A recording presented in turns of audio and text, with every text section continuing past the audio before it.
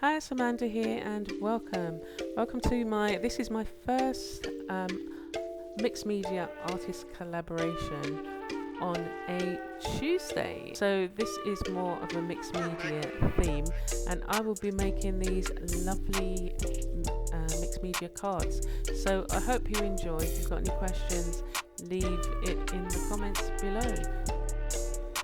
So you're going to be seeing 2 out of the 3 designs, and I am using a white 5x5 card, and the things that I'll be using on the card are the glue gun, as you can see, tissue paper, paint, and then I'll be applying a gold, silver or bronze rub-on, and then I'll also be doing some doodling around the card. So they're very easy and straightforward to make, and I hope you do give it a try and look forward to seeing how you get on. Please tag me on my Instagram at Reality Arts, and yeah, enjoy.